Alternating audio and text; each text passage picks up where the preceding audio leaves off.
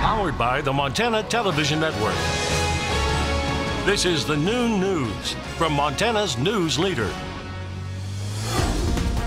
Good afternoon. It is finally Friday. Thanks so much for joining us here on the Statewide Noon News. I'm Samantha Harrelson. Before we get to some of our statewide news, we have learned that Senator John McCain has stopped receiving treatment for brain cancer. The Arizona Republican was diagnosed with an aggressive cancer last year and actively sought treatment for months. But today, his family released a statement about his prognosis. The McCain family wrote, quote, "John has surpassed expectations for his survival, but the progress of the disease and the advance of age render their verdict." The statement goes on to thank his caregivers, friends, and all of those who have prayed for his health over the last year. McCain ran for president in 2008 and has long been a leader in the Republican Party. Well, now to some Montana news. A man is in custody after a high-speed chase that started in downtown Missoula and led law enforcement across state lines. 34-year-old Michael Murray of Spokane, Washington, was taken into custody without incident in Idaho last night.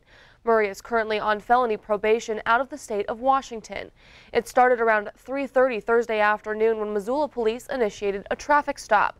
There, 3 people were in the car at the time, and one was outside of the vehicle talking to officers. Murray then got into the driver's seat of the car and took off. Law enforcement began their pursuit through Missoula County all the way to the Idaho border. Missoula authorities ended their pursuit when Murray crossed Lolo Pass into Idaho.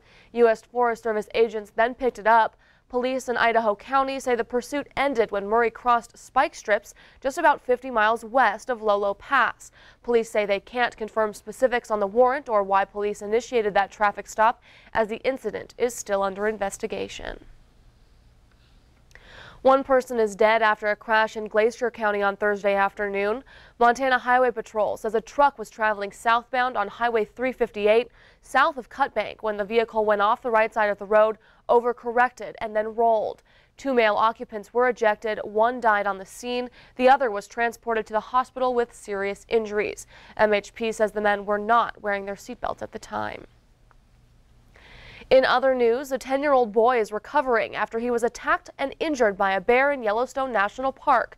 It happened on Thursday morning on the Divide Trail southeast of Old Faithful. The boy was with his family when they encountered the bear as it charged out of some vegetation. The boy ran, but the bear chased him, knocked him down. Parents used bear spray, and it effectively got the bear away from their son. The family was able to walk back to the trailhead, drove to the Old Faithful Ranger Station, and then took the boy to a nearby clinic. He suffered an injured wrist and puncture wounds to his back. It's unknown what species of bear attacked the boy.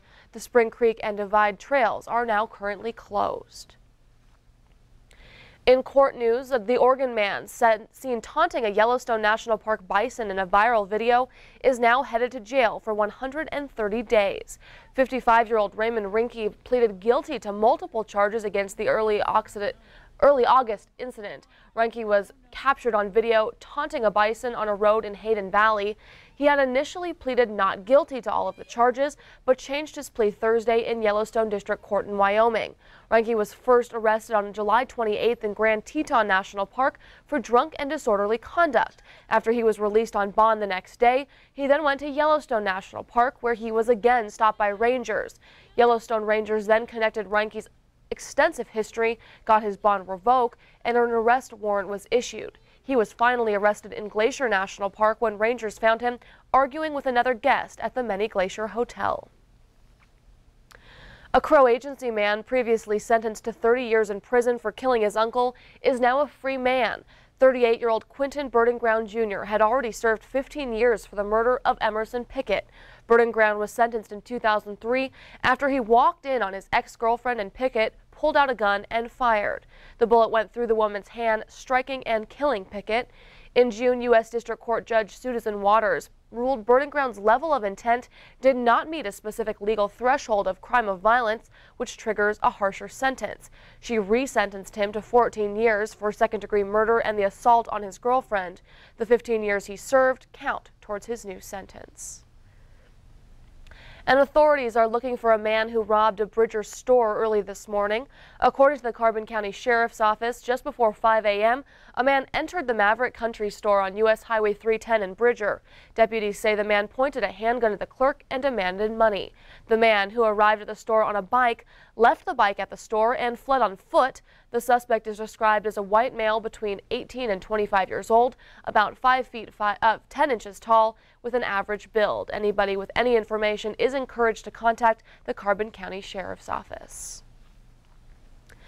In Missoula, vandals were caught on video burning out over the state's first rainbow crosswalk. On Sunday, Empower MT installed a crosswalk near the Missoula Art Museum to show support for the LGBTQ community. Just days after being installed, the video shows the crosswalk being vandalized by a group of motorcyclists. Witnesses say the motorcyclists returned numerous times to the sidewalk, leaving black tire marks.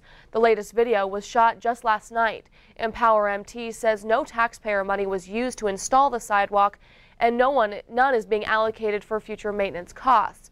The group raised about $6,000 to install that colorful sidewalk. Empower MT still isn't exactly sure how the crosswalk is going to be fixed, but they said that the city might be able to help them clean it. And before we take a break this Friday, it's a sign that summer is coming to a close. Our days are starting to get shorter, and these shorter days may have an impact on your sleep schedule. MTN's Carson Vickroy has the story. From now until December 22nd, we will be losing up to 3 minutes and 11 seconds of daylight each day, which is something our bodies may struggle adapting to. As the days become darker and gloomier, our melatonin becomes suppressed, and it's more difficult for our body to regulate the circadian rhythm that we all have. Consequently, we may be a little bit more drowsy during the day. We may find it a little bit harder to go to sleep even though we're fatigued and tired at night. And in general, we just may not feel as rested. When our body wants to go to sleep, that is broken up into 2 different cycles. The homeostatic rhythm says that the longer we're up, the easier it is to go to sleep. And the circadian rhythm says that over about a 24.2 hour period, we'll have periods where we're more alert and less alert throughout the day. And those 2 processes work together to help us go to sleep at night and stay up during the daytime. It's better to consider what time you'll be waking up in the morning rather than when you'll be going to bed. And because wake-up time really governs what time you go to bed. So if my wake-up time, for example, is 7 a.m., I should try and get up at 7 a.m. every day, regardless of time of year. Catching some Z's in Bozeman, Carson Vickroy, MTN News. Now, to make the most of your sleep, health officials recommend getting exercise and watching your caffeine and alcohol intake. They also suggest limiting time on electronic readers and smartphones when it's time for bed. Well, thanks so much for spending your Friday afternoon with us here on the Noon News. Coming up, Hurricane Lane still barreling towards Hawaii. The latest on this powerful storm when we come back. But first, Ed has a full look at your full weekend forecast. We'll be right back.